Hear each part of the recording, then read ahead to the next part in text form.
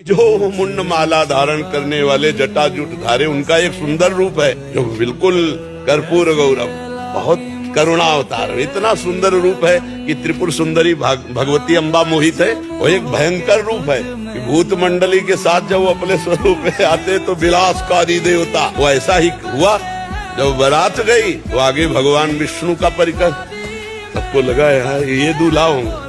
उन्हें बराती बोले, जब बराती इतने सुंदर तो दूल्हा कितना सुंदर। अब जे ही हुआ कि अब आ रहा दूल्हा, अरे बवंडर मचा हुआ था, अगिया बैताल, इतने बड़े बड़े विचित्र तांडव करने वाले भूत प्रेत। और जब भगवान शंकर को देखा तो जटाओं से राख उड़ रही थी, चिता की भस्म, फुसकार, सांप के मुंडों की माला। का विवाह कैंसिल, बेटी को लेके पर्वत से गिर के मर जाओगे पर ऐसे दूल्हा के साथ ब्याह नहीं करो। नारद जी ऐसे दूल्हा के लिए तपस्या करवाई। नारद जी गए भगवान शंकर से कहा बंद करो महाराज, ने विवाह नहीं होगा, बारात वापस लौट जाएगी, आप अपने रूप पे आओ। हाथ में दर्पण, एक हाथ में भगवान की छोटा सा त्रिशूल, वो दूल्हा रूप सब मोहित हो गए। कल क्या होगा? वही होगा जो भगवान मंगल की होंगे। हम क्यों जाने कल क्या होगा? हमें जानने की जरूरत नहीं।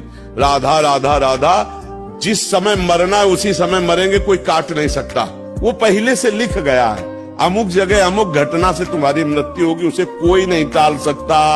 अगर टालने वाली बात होती तो दशरथ जी तड़प करके राम जी के वियोग में प्राण त्याग रहे हैं, कौशल्या जी वैधव्य को प्राप्त हो रही है। ये सब क्या है?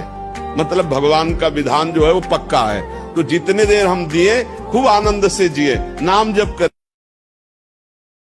संसार की टोटल यात्रा कष्ट की है और भगवान में थोड़ी यात्रा कष्ट की, इसके बाद आनंद ही आनंद है। संसार में आनंद का तो नाम नहीं, क्लेश ही क्लेश है। इसलिए एक बार थोड़ा कष्ट सहकर हिम्मत करके भगवान की तरफ चल दो।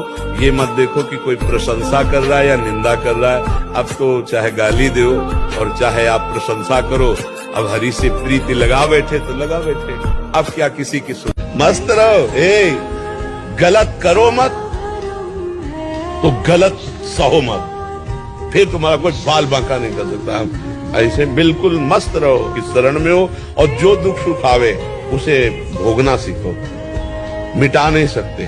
भजन तो वृद्धावस्था में किया जाता है। अभी कोई नौजवान अगर करना शुरू कर दे तो आस पड़ोस वाले कहने लग जाते हैं। तो ये जो संसारिक जन है, इनका कथन की जवानी भोगों के लिए, बुढ़ापा भजन के लिए, ये बिल्कुल गलत है। ऐसा कभी नहीं हुआ और ऐसा कभी नहीं हो सकता।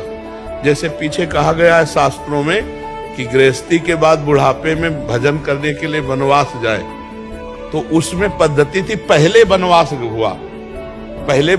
हुआ गुरुकुल में, ऋषियों के समीप, ब्रह्मचारी तपस्या पूरा सब सीखा, और फिर गृहस्थी में गए तो पूर्व का अभ्यास, वो चौथे पन में भजन में फिर लग गए। अब जब जिसने भजन कभी नहीं किया वो भजन नहीं कर सकता है। बुढ़ापे में शरीर बहुत पीड़ादायक होता है। जैसे रोग ग्रसित शरीर है, वृद्धावस्था का ग्रसित शरीर है, इनमें चेष्टाएं नहीं होती कि भजन किया जा सके, तपस्या किया जा सके। ये अवस्था होती, जो अभ्यास हो गया वही चलता रहेगा। जैसे पेपर पढ़ने का अभ्यास है तो बुढ़ापे में पेपर चाहिए, टीवी का अभ्यास है तो टीवी चाहिए, चाय का अभ्यास है चाय चाहिए, गाली देने का अभ्यास है, वो चाहे जितना बहू बेटा सेवा करे वो गाली बकेगा। देखो आप वृद्ध हो, आप बताओ हमारी बात का कि गलत है कि सही है? आपसे पूछो, सही है। देखो आप प्रमाण दे रहे हैं। ये हमने बहुत अच्छे से वृद्ध जनों से पूछ करके बातें हम आपको बता रहे हैं।